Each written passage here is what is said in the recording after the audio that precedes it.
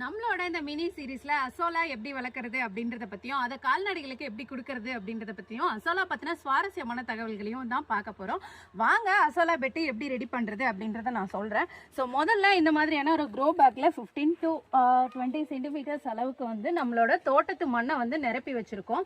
அதுக்கப்புறம் அதாவது இந்த மாதிரி நல்லா பரப்பி விட்டு நிரப்பிடணும். அதுக்கப்புறம் ஒரு 2 கிலோ இருக்க சாணத்தை வந்து கரைச்சு இதுல படுற மாதிரி ஊத்திக்கணும். நல்லா இது ஃபில் ஆகிற மாதிரி ஊற்றிடுறோம்.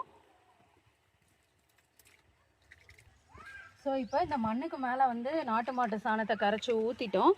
அதுக்கப்புறம் ஒரு 10 to 15 சென்டிமீட்டர், ரொம்ப ஆழமாக இருக்கக்கூடாது, கொஞ்சம் அளவுக்கு நார்மல் வாட்டரை வந்து நம்ம விடுறோம். இதில் நல்லா எல்லா இடத்துலையும் பரவலாக இருக்கிற மாதிரி நார்மலான தண்ணியை நம்ம விட்டுக்கிறோம்.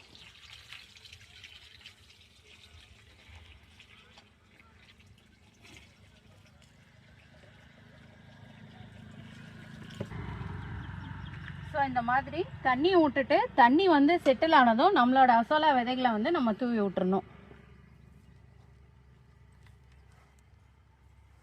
எப்பயுமே வந்து அசோலா பெட்டு போடும்போது கொஞ்சம் நிழலோட்டமாக இருக்கணும். ரொம்ப நிழல் இருந்தாலும் அசோலா விதைகள் வந்து சீக்கிரமாக முளைக்காது. வெயிலில் போட்டோம் அப்படின்னா அசோலா வந்து கருகிடும். அதாவது கொஞ்சம் நிழலோட்டமாக இருக்க இடத்துல போட்டோம்னா நமக்கு இதோட ஈல்டு வந்து நிறையா கிடைக்கும்.